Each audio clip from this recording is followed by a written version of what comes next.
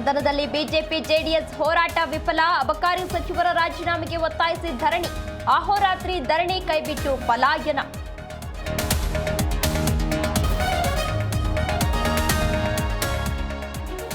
ಸದನದಲ್ಲಿ ನರೇಗಾ ವಿಚಾರ ಗದ್ದಲ. ಮೋದಿ ಸರ್ಕಾರದ ವಿರುದ್ಧ ಸಚಿವ ಪ್ರಿಯಾಂಕ್ ಕಿಡಿ. ವಿಧಾನಸಭೆ ಕಲಾಪ ಅನಿರ್ದಿಷ್ಟಾವಧಿಗೆ ಮುಂದೂಡಿಕೆ.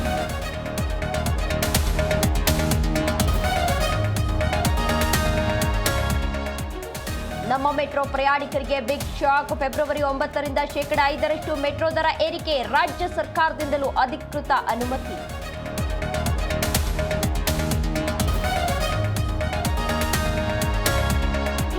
ಸಂಪಾಯಿತಲೆ ಪರಾಕ್ ಎಂದ ಗೊರವಯ್ಯ. ಭವಿಷ್ಯವಾಣಿ ಮೂಲಕ ರಾಜ್ಯ ಜನತೆಗೆ ಸಿಹಿ ಸುದ್ದಿ. ಕಾರ್ಣಿಕ ನುಡಿಯ ವಿಶ್ಲೇಷಣೆ ನೀಡಲು ಡಿಸಿ ನಕಾರ.